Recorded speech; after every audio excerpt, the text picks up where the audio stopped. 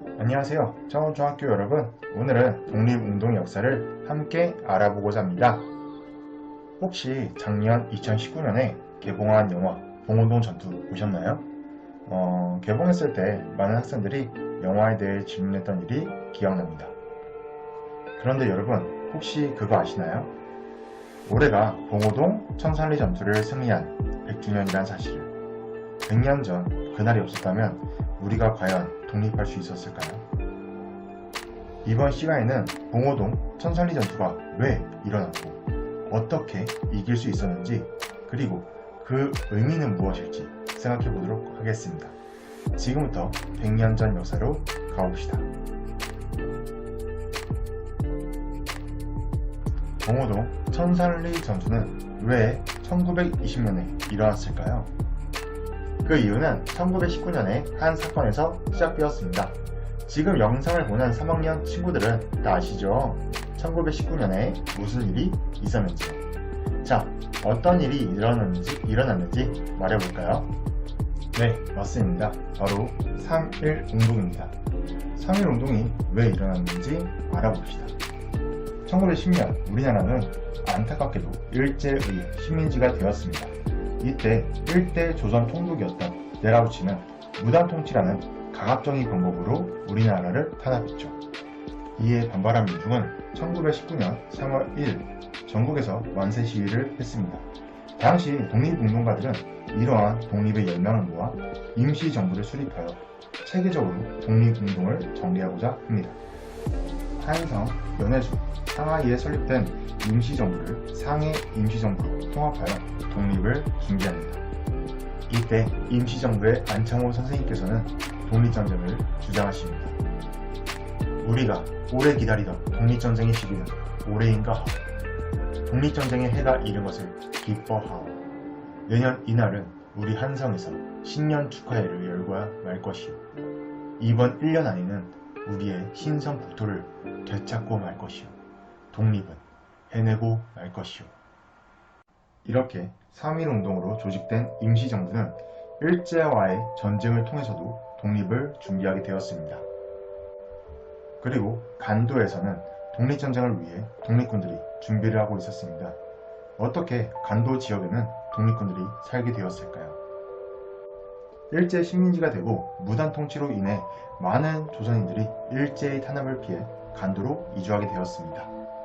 이때 무당 이회영 선생님도 간도로 건너가셨는데요. 당시 이회영 선생님은 엄청난 땅을 가진 부자였습니다. 하지만 독립을 위해 집안 대대로 내려오던 땅을 당시 40만원에 급하게 팔고 그 돈으로 간도 삼원보 지역에 독립운동을 위한 마을과 학교를 만드시죠. 이러한 이회영 선생님 같은 분들의 노력 덕분에 많은 조선인들이 일제의 탄압을 피해 간도로 이주하여 독립운동의 기초가 되었습니다. 그러면 봉오동 전투에 대해 알아보도록 하겠습니다. 자, 우선 여러분이 있는 한번 청운중학교부터 먼저 가볼까요?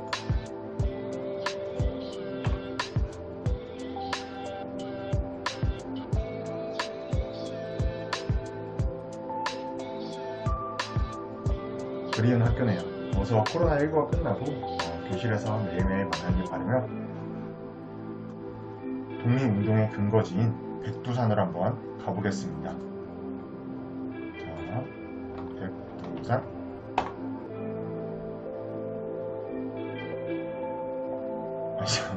이게 아닌데. 자, 백두산. 여기 아니죠. 백두산. 자, 여기 가고 싶은 여기 백두산.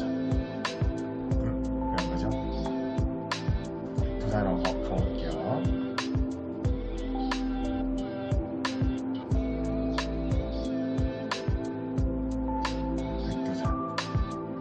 백두산. 이제부터 백두산 전기를 하여 우리나라의 상징이었죠. 일제감정기가 시작되고 많은 조선인들이 일제의 감시를 피해 당시 중국 간도 지역으로 도망쳐 왔습니다.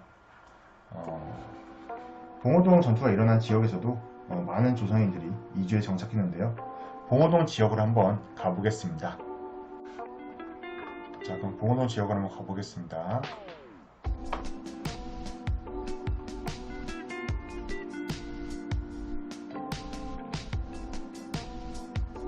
여기가 바로 봉오동 지역인데요. 봉오동의 본래 명칭은 봉오골입니다. 여기서의 골은 골짜기를 의미하죠. 지금 지도에서 보면 알 수 있듯이 이 지역은 산악지대였고요. 곳곳에 조선인 마을이 이제 위치해 있었습니다. 이 지역은 당시 홍범도 장군이 독립군을 이끌고 주둔해 있었습니다. 자, 그러면은 봉오동 전투의 시작을 알렸던 삼둔자 지역으로 가보겠습니다. 삼둔자 지역은 현재 중국 투먼시인데요. 지금 지도에서 보면 알 수 있듯이 지금 북한과 중국의 경계에 위치해 있고, 그 당시에는 이제 일본의 경계 위치에 있어 우리 독립군의 전략적 요충지였습니다. 1920년 6월 4일 삼둔자에 주둔하고 있던 홍범도 장군이 이끄는 부대가 두만강을 건너서 함경북도 동성군 강양동에 주둔하고 있던 일본군 헌병 국경 초소지대를 공격해 한 개 소대를 몰살시키고 기습공격을 반격하러 온 남양수비대 한 개의 군대를 유인하여 격퇴합니다. 독립군은 이렇게 간도에 주둔하면서 국경지대 일본군을 게릴라 작전으로 괴롭혔습니다. 이에 일본은 월강 추격대대 500여 명을 편성하여 독립군 섬멸 작전을 시작합니다. 월강 추격대, 말 그대로 강을 건너 독립군을 추격하는 부대입니다. 이때까지만 해도 일본군은 독립군을 오합지졸로 생각했습니다. 왜냐하면 아직 일본군이 독립군과 전면적으로 싸운 적이 없었고, 독립군의 화력과 전술 능력을 무시했기 때문이죠. 그리고 당시 일본의 군사력은 세계 5손가락 안에 들 만큼 강한 군대를 자랑하고 있었습니다. 이때 일본은 정규군이 중국 영토를 넘어가는 것이기 때문에 빠르게 독립군을 섬멸하고 돌아오는 게 작전이었죠. 6월 6일 월강 추격대는 오후 9시 두만강을 건너기 시작하여 6월 7일 봉오동 지역에 도착합니다. 일본군이 봉오동까지 온 것은 독립군의 작전이었습니다. 홍범도 장군이 이일화 장군에게 일본군을 봉오동까지 유인하도록 명령합니다.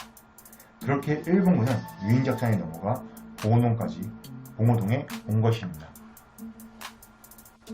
당시 봉오동 전투에 참전한 독립군이 그린 지도입니다. 화력으로 일본군의 열세인 독립군은 봉오동 산악지대에 매복하여 일본군을 유인하여 포위한 뒤 무차별 사격을 가하기로 한 것이죠. 그런데 하늘도 도운 것일까요? 오후 1시경 갑자기 소나기와 우박이 내리기 시작합니다. 그러자 산악지대에 매복했던 독립군은 일본의 시야에 보이지 않았고, 월강 추격대는 의심 없이 봉오동 골짜기까지 진입했습니다. 그렇게 오후 1시부터 홍범도 장군의 사격 개시 명령에 따라 봉오골에 있는 일본군을 향해 3-4시간 동안 무차별 사격이 가해지고 일본군은 혼란을 겪으며 후퇴하게 되었습니다. 독립 역사에서 대규모 전투로는 첫 전투이자 승리 역사는 그렇게 시작되었습니다. 봉오동 전투의 패배는 일본군에게 굉장히 치욕스러운 사건이었습니다. 반대로 우리나라 사람들에게는 매우 기쁜 소식이었죠. 임시정부에서는 독립신문에 봉오동 전투의 승리를 크게 다루며 독립에 대한 열망을 더욱 키워나갔습니다. 일본은 이에 간도 지역에 있는 독립군과 민간인까지 섬멸해서 독립에 대한 의지를 꺾어야겠다고 결심합니다. 일본군은 자작극을 펼칩니다. 그것이 바로 순춘 사건입니다. 중국마저 말 타고 다니는 도적대라고 생각하시면 됩니다. 아무튼 중국 마적에게 돈을 주고 순춘에 있는 일본 영사관을 공격하라고 지시합니다.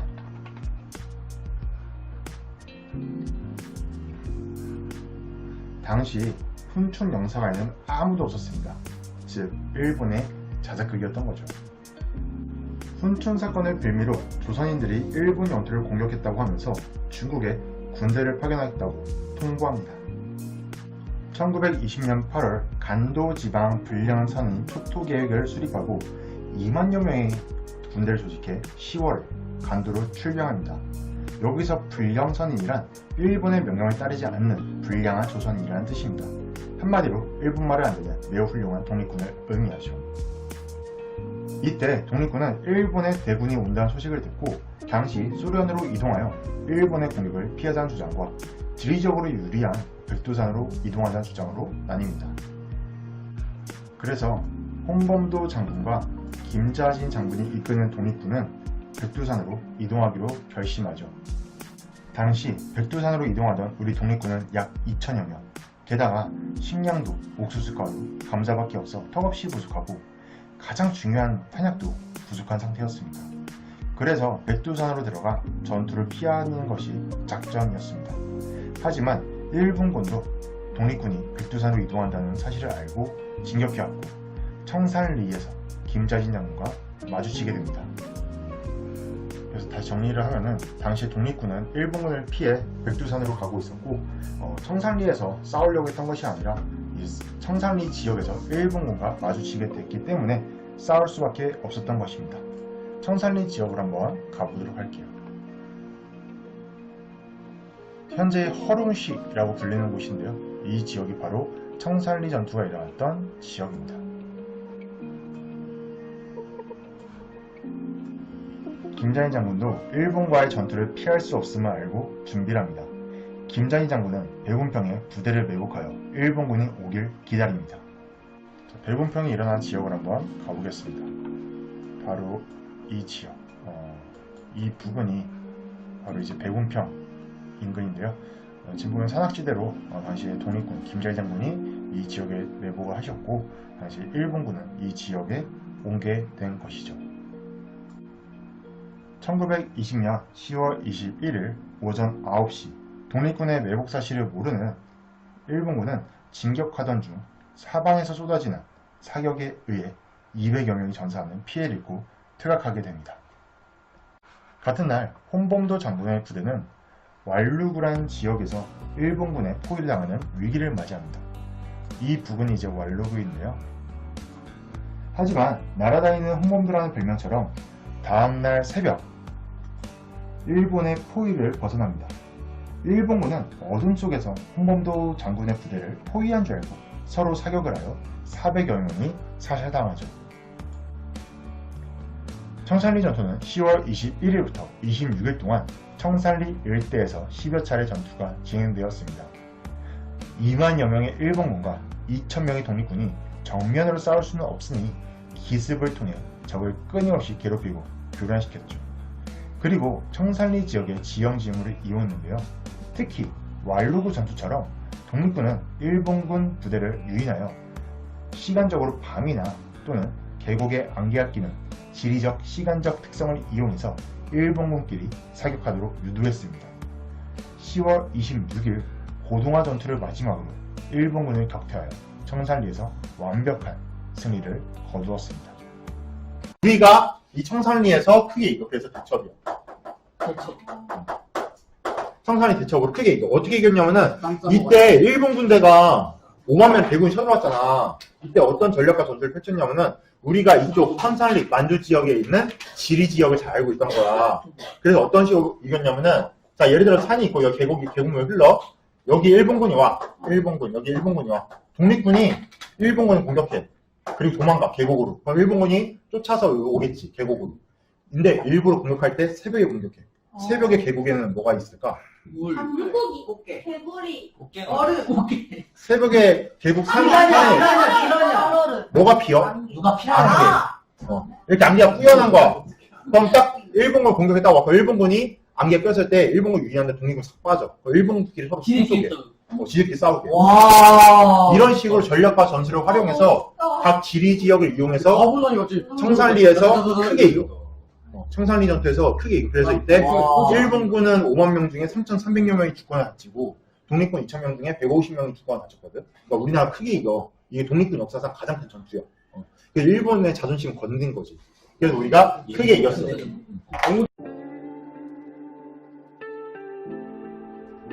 역사 교과서에서는 봉오동 전투는 홍범도 장군이, 청산리 대첩은 김자진 장군이 승리하였다고 되어 있고 많은 사람들이 그냥 그렇게 기억합니다.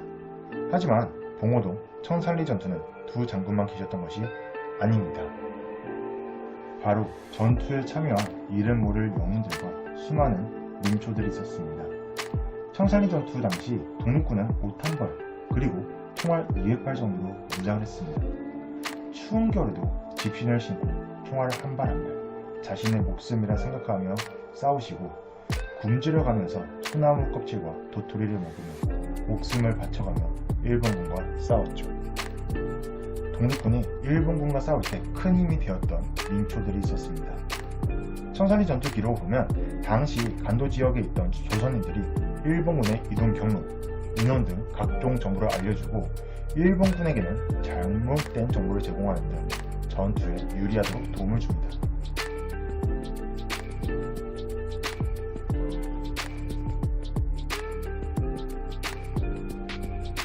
어랑촌 전투 중에는 아침부터 저녁까지 독립군들은 폴라게 안 한 애들이 입에 넣어준 주먹밥을 먹으며 싸웠다는 기록도 있습니다. 그리고 독립군이 싸울 수 있도록 무기와 탄약을 많은 농민들이 독립군을 도우며 전달했습니다. 세계 1차 대전 당시 체코군은 연해주 지역까지 진격했다가 본국으로 돌아가게 됩니다. 이때 독립군은 체코군에게 전쟁을 위한 무기와 탄약을 구입하죠. 당시 무기는 어떻게 구입하였을까요? 바로 조선인들의 피와 땀이었습니다. 당시 체코 시장에는 조선인들이 쓰던 물건과 귀중품들이 나왔는데요. 이는 곧 조선인들이 모금으로 무기를 구입한 것을 알 수 있죠. 그리고 체코군으로부터 구입한 무기를 간도로 가져가기란 매우 힘들었습니다. 이동수단도 마땅치 않고 일본의 감시를 피해야 했기 때문이죠. 그렇게 무거운 무기를 짊어지고 연해주부터 간도까지 일본군의 감시를 피해 밤을 틈타 이동하여 무사히 독립군에게 무기가 전달됩니다. 이렇게 우리 독립을 위해 수많은 사람들이 함께 싸웠습니다. 봉오동 전투가 끝나고 임시정부는 일본군이 157명 사망, 300여 명이 부상을 당했다고 발표합니다. 반면에 일본은 사망 1명에 부상 2명이라고 발표하죠. 또 청산리 대첩의 결과 우리 측 기록에서는 일본군 1200여 명 사살, 3300여 명 부상이라고 하고 일본은 11명 전사, 24명이 부상당했다고 합니다. 그리고 어떤 사람들은 왜 청산리가 대첩이냐? 크게 이긴 것도 아니다 라고 얘기합니다. 사실 일본군이 얼마나 큰 피해를 받았는지 정확히 알 수는 없습니다. 하지만 중요한 것은 우리 독립군이 승리하였다는 점이죠. 그리고 더 나아가서 우리가 기억해야 할 것은 우리나라 사람들이 일제 식민지에서 벗어날 수 있도록 독립을 위해 수많은 사람들이 노력했다는 것입니다. 세계 2차 대전이 시작되고 승기를 잡은 미국과 영국 등 서방 국가들은 일본의 식민지였던 조선이 끊임없이 독립운동을 하고 있었다는 것을 알게 되었습니다. 그래서 카이로 회담, 포츠담 회담에서 우리나라의 독립을 세계적으로 약속받고 드디어 1945년 8월 15일 광복을 맞이합니다. 만약 우리가 독립하고자 노력하지 않았다면 지금은 어떻게 되었을까요? 그분들의 노력 때문에 우리가 대한민국 국민으로서 살고 있지 않을까요? 봉오동 청산리 대첩 100주년을 맞이한 2020년 우리에게 주는 의미는 무엇일까요? 그리고 오늘날 일제강점기로 인해 발생한 역사 문제, 일본과의 갈등, 독립국선 초우, 친일파 청산 문제 어떻게 해결하고 미래로 나아갈 수 있을까요? 역사학자 이해치카는 역사는 현재와 과거의 끊임없는 대화이다 라는 유명한 말을 남겨놨는데요. 이번 시간에 알게 된 독립의 역사를 통해 오늘날 우리는 무엇을 해야 할지 생각하는 계기가 되길 바랍니다. 감사합니다.